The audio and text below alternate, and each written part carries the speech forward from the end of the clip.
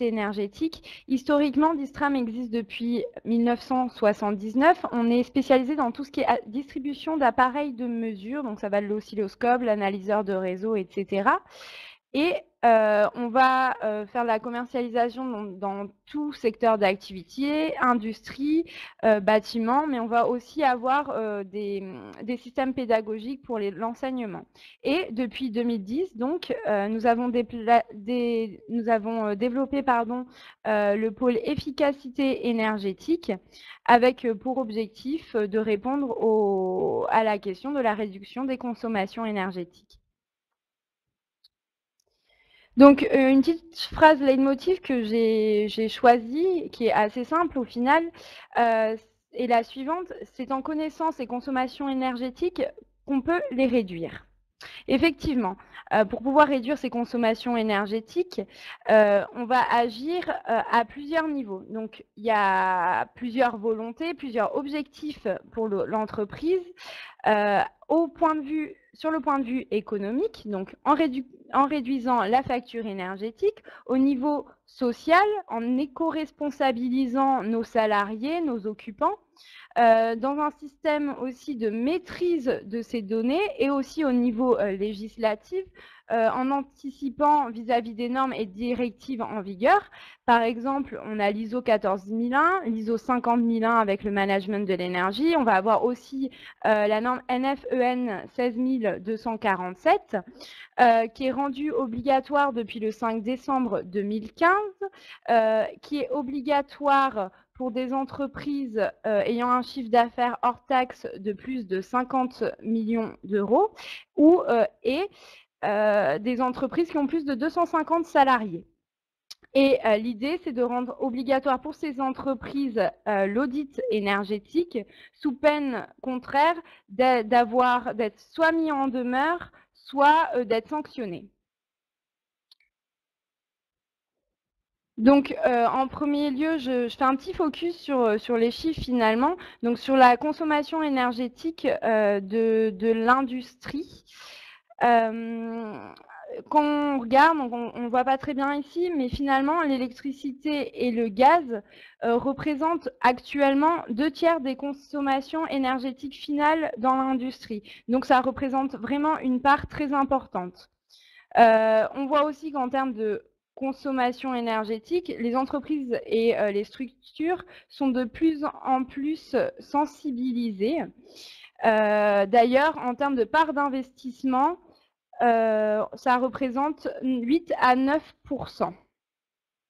Donc, on a 8 à 9%. Vous voyez, dans ces dernières années, les structures et les entreprises investissent 9 à 10% sur le thème de l'efficacité énergétique.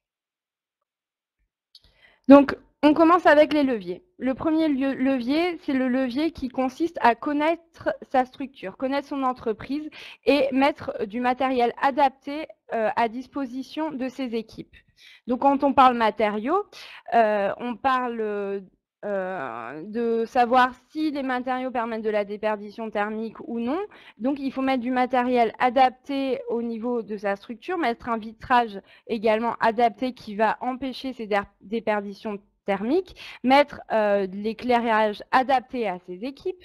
Donc, quand on parle d'éclairage adapté à ces équipes, on a la NFEN 12464 qui stipule effectivement que pour les travailleurs, il est important, en fonction de l'activité, d'adapter l'éclairage.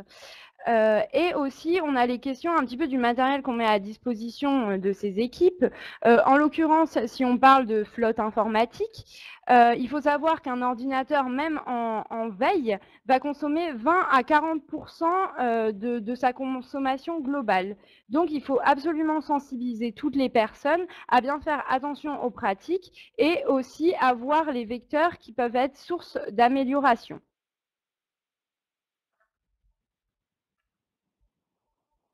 Donc, il y a des questions vraiment à se poser, comme on peut le comprendre. Donc, est-ce qu'effectivement, il y a ces déperditions thermiques? Est-ce qu'il y a d'autres facteurs sur lesquels on peut agir?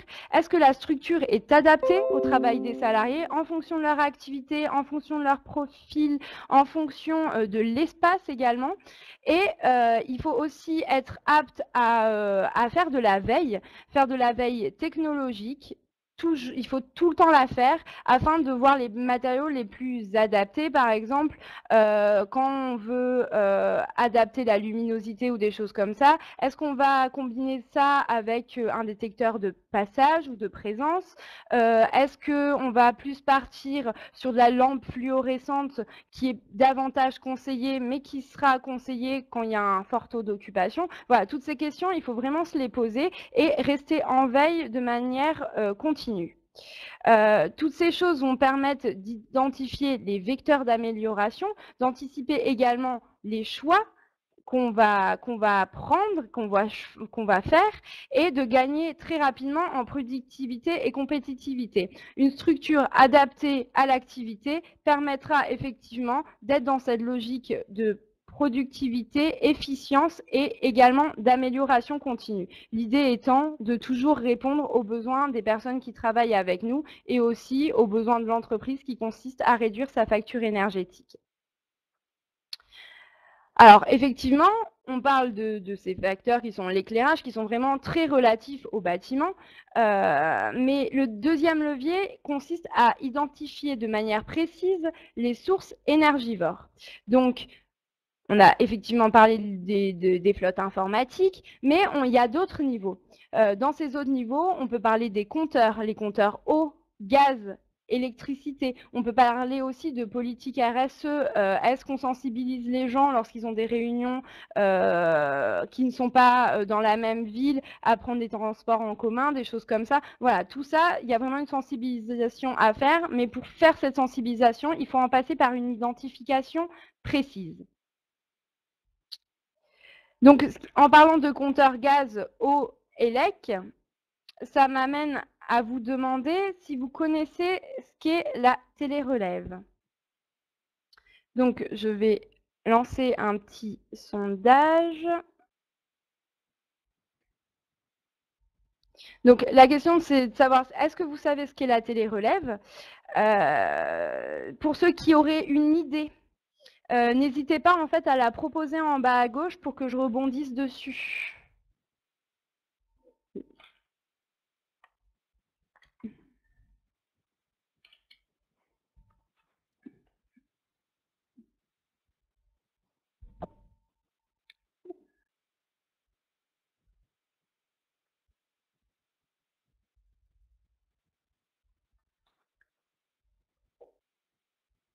Donc il y a quelques personnes qui n'ont pas répondu. J'entends encore quelques secondes, quelques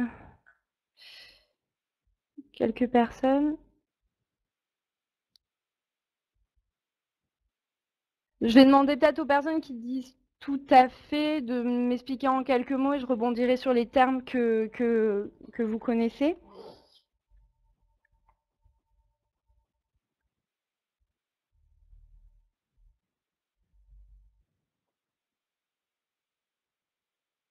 Bon, pas personne, donc je vais y aller. Alors, qu'est-ce que la télérelève? Donc la télérelève, c'est un système, tout simplement un système complet qui va consister à faire un relevé de tout type de mesures et plus particulièrement de compteurs, donc eau, gaz, électricité, dans l'idée de permettre une supervision des consommations. En quoi ça consiste au final? Ça permet de détecter des anomalies, de réduire les consommations et surtout de déceler des sources d'économie potentielles. Donc est-ce qu'il y a eu des surchauffes, des surconsommations, une fuite? Toutes ces informations vont être utiles et effectivement, quand on va voir des données anormales et excessivement fortes ou faibles, on va très vite comprendre qu'il y a une anomalie et déceler la source d'économie potentielle. Et ça va nous permettre, par voie de conséquence, de gérer facilement la facturation. Donc, ok, la télérelève, c'est bien, mais est-ce que c'est si simple que ça? Donc, j'imagine que vous posez certaines questions. Parmi ces questions, y a-t-il des prérequis Alors, je vais vous répondre, oui, effectivement, pour les compteurs, il y a des prérequis. Donc, vous voyez sur mon slide, en bas, c'est un compteur d'eau. Ici, au-dessus, c'est un compteur ELEC et à droite, un compteur gaz. Donc, pour pouvoir instrumenter un compteur, il faut déjà qu'il soit instrumentable, comme on le sous-entend ici. Pour qu'il soit instrumentable, il faut qu'il soit doté d'une sortie impulsion. En étant doté d'une sortie à impulsion, on va pouvoir, via un capteur, faire la télérelève de ce compteur. Dans le cas contraire, s'il n'est pas instrumentable, il faut savoir que les compteurs très vieillissants peuvent nécessiter un changement. Ensuite, l'environnement. Alors, environnement, quand j'entends environnement, ce n'est pas au sens environnemental, mais plutôt au sens environnement de la structure dans laquelle on est. Plus particulièrement, quand on va avoir des compteurs et qu'on veut étudier les consommations énergétiques, par exemple, d'un poste sur une chaîne de production, eh ben, ce qu'on va faciliter, ce qui va donner une donnée plus précise, sera d'avoir un compteur divisionnaire. Donc là, il y a vraiment un rôle du chef d'entreprise à savoir où il veut aller chercher l'information. Est-ce qu'on part d'un compteur général qui donnera une information très transverse, ou est-ce qu'on va aller sur la donnée plus précise en utilisant des compteurs divisionnaires, par exemple. Et après, il y a la question de la technologie. Et là, je réponds à est-ce que c'est facile à mettre en place? Ben, ça dépendra de quelle technologie vous choisissez. Donc, dans les technologies, on va parler de filaire, on va parler de radiofréquence. L'avantage de la radiofréquence, tout simplement, c'est d'être une technologie donc sans fil. Qui dit sans fil dit aussi facilité d'intégration. Pas de changement de structure, c'est-à-dire on ne va pas devoir visser, dévisser énormément, mettre des fils qui risquent de provoquer des accidents du travail, etc. Donc, il y a vraiment un choix important à faire sur la technologie.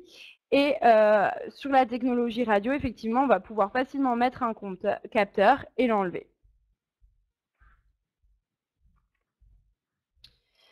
Donc, toujours dans le levier 2, quand on parle donc de télérelève, je vais faire un petit peu un focus là-dessus avec des technologies. Donc là, moi, je vais faire un focus sur les technologies radiofréquences parce que pour ma part, c'est ce qui me semble le plus pertinent en termes de déploiement. Donc, on part de notre compteur, on va vouloir récupérer une information. Pour récupérer l'information, on va mettre notre transmetteur. Et ce transmetteur va pousser la donnée vers un collecteur de données. D'accord? Donc moi, je vais vous faire un focus par la suite sur chaque brique, mais en avance de phase, je vais vous parler des technologies. Dans les technologies, ce qui peut être proposé, là, vous avez un petit éventail, mais il en existe évidemment d'autres.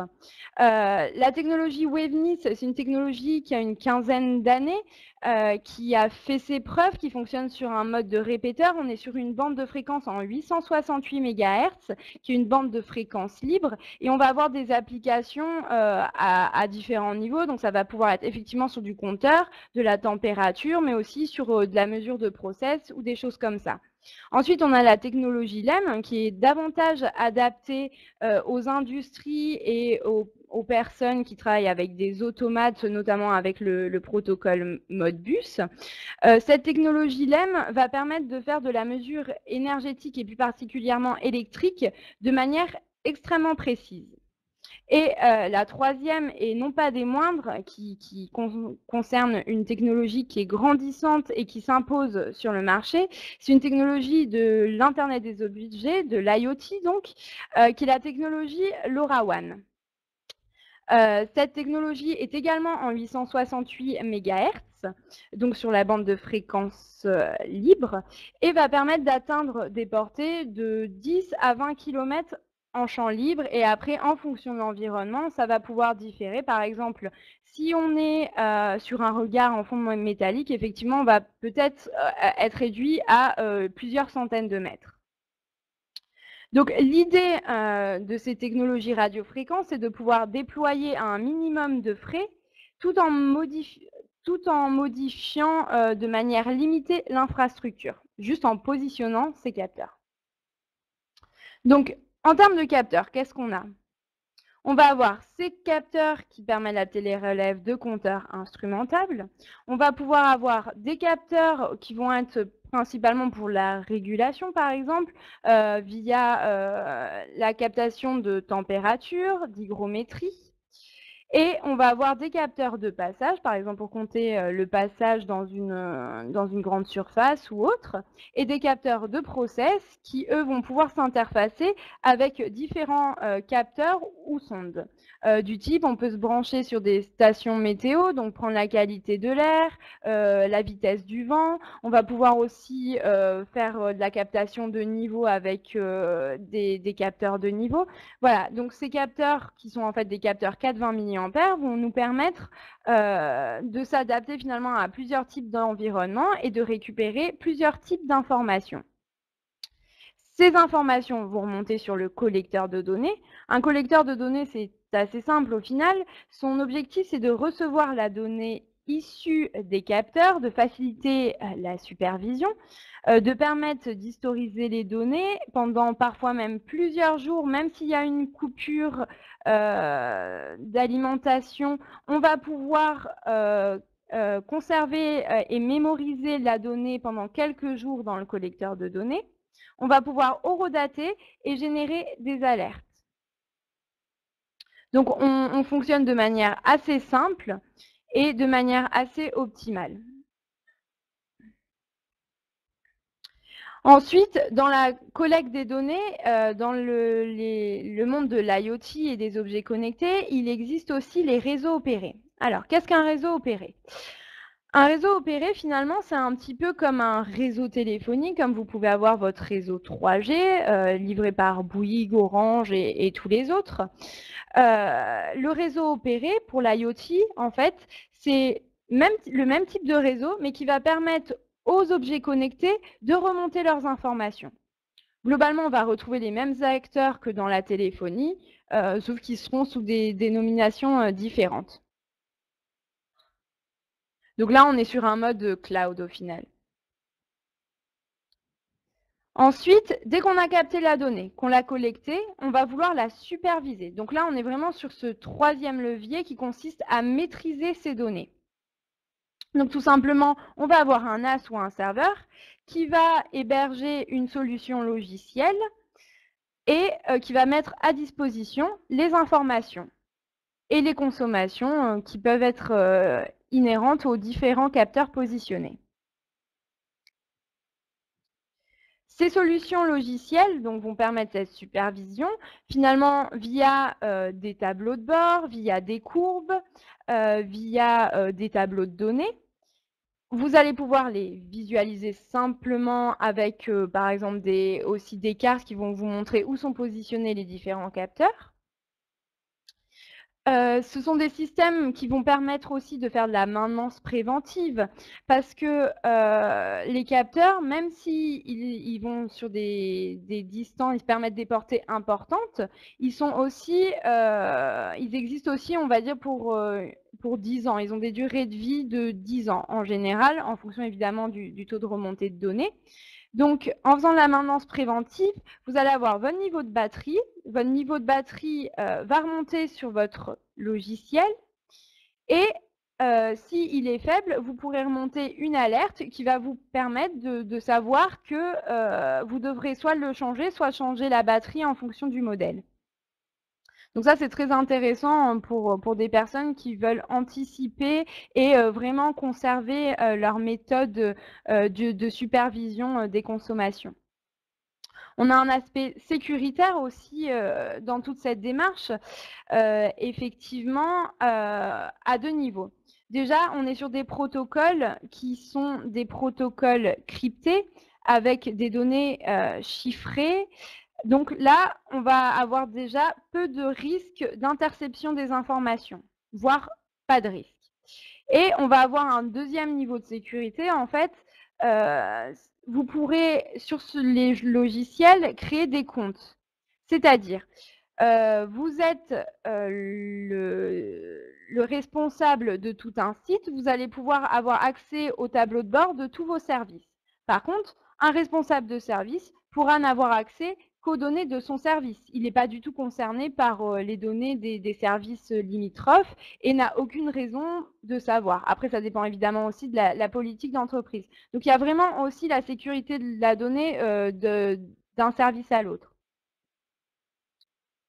Ensuite, je vous parlais d'alertes notamment pour le niveau de pile, mais on va pouvoir avoir des alertes aussi par rapport à la température. Si la température est trop élevée, on va pouvoir mettre un seuil d'alerte, un seuil d'alarme, pardon, et une alerte va vous être envoyée soit par mail, soit par SMS, ce qui va vous permettre de faciliter la supervision de vos équipements et ce qui va pouvoir permettre une régularisation et donc une réduction de la facture énergétique.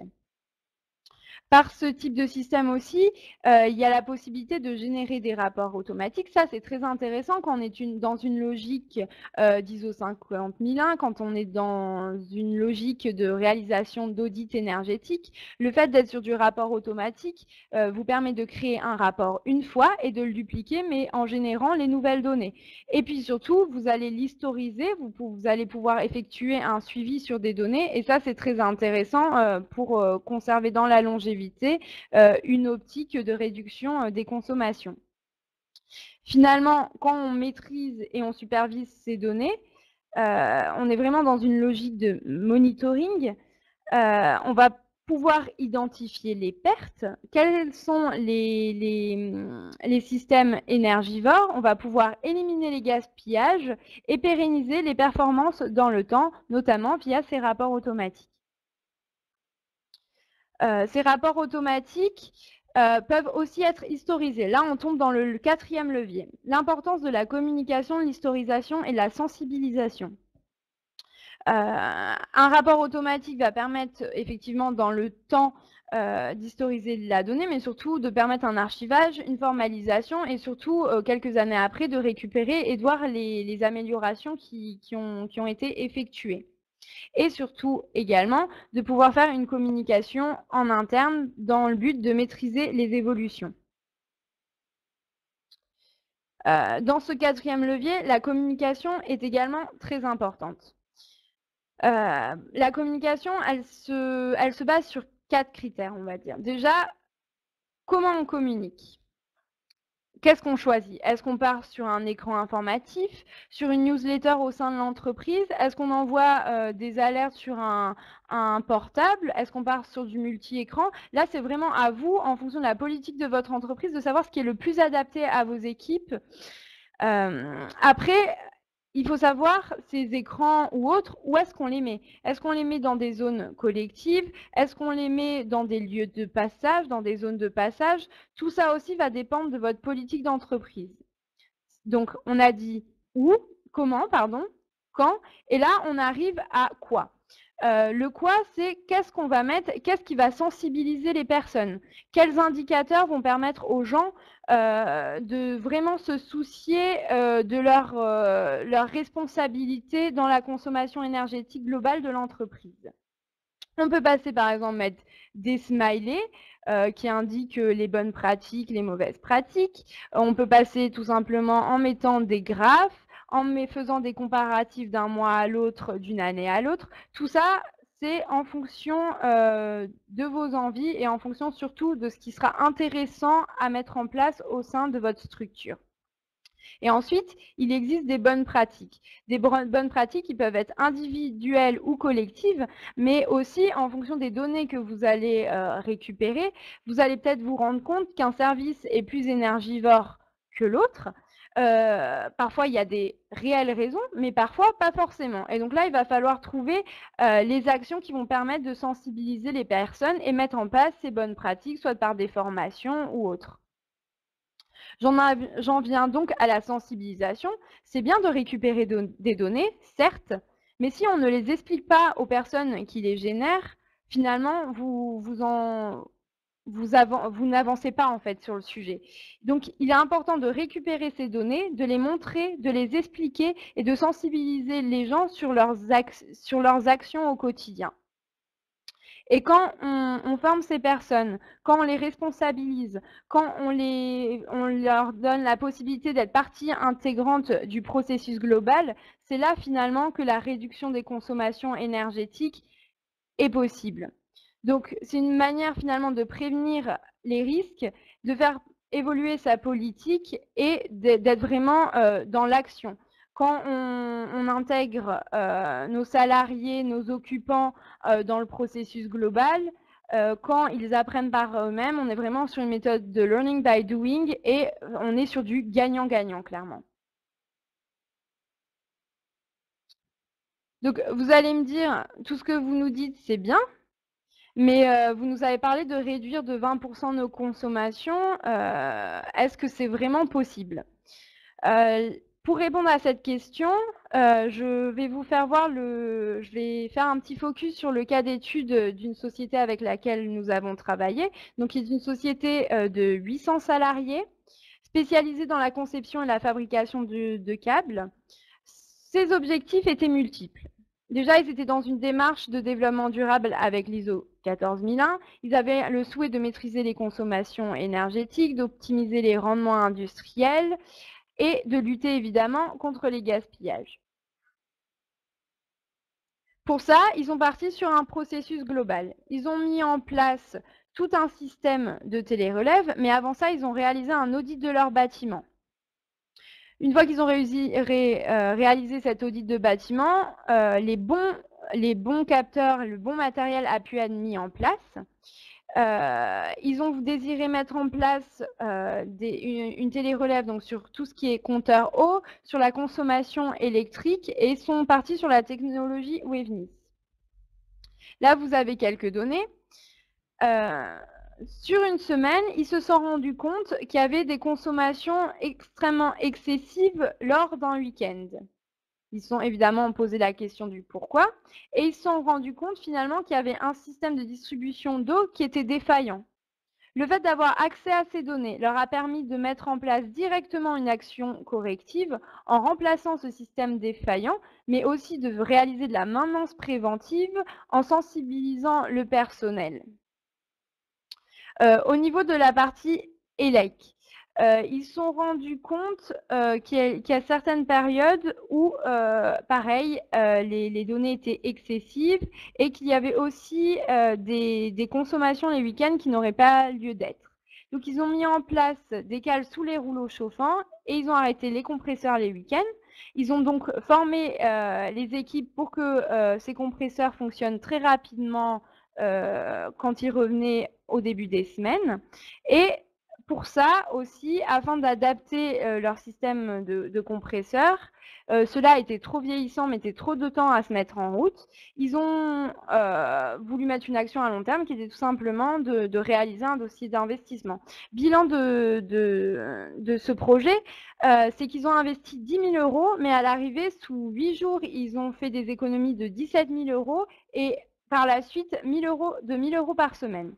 Donc on se rend compte que finalement, un investissement peut vite arriver à une économie si on met en place les bonnes actions derrière.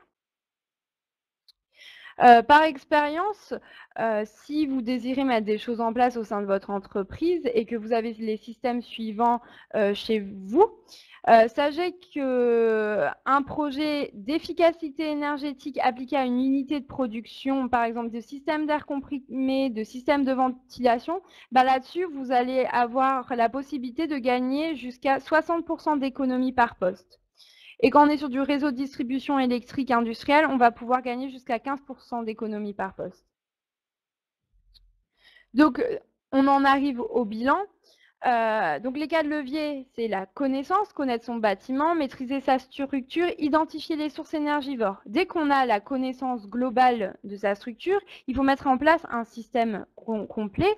Système complet qui consiste à faire une supervision de ces équipements via un système de télérelève, un logiciel de monitoring, avec un objectif de maintenir tout ça. Effectivement, c'est bien de mettre quelque chose en place, mais il faut conserver ça dans la longévité.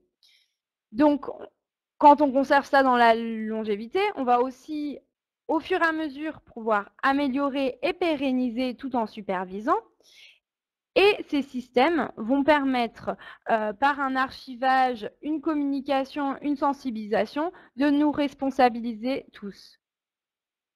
On arrive finalement à la thématique, la réduction des consommations énergétiques de 20% et forcément l'optimisation de factures énergétiques. Donc là, on est vraiment sur nos quatre champs, l'aspect social en éco-responsabilisant, l'aspect normatif avec une consommation réduite, avec un respect des normes ISO 14001, ISO 50001, l'aspect sociétal et l'aspect responsabilité. Donc, je vous remercie. Il me semble qu'il n'y a pas eu trop de questions. N'hésitez pas, je suis à votre disposition. Si vous voulez plus d'informations sur les technologies de télérelève ou si vous voulez plus d'informations sur les aspects sensibilisation, n'hésitez pas à poser vos questions en bas à gauche dans la zone de chat.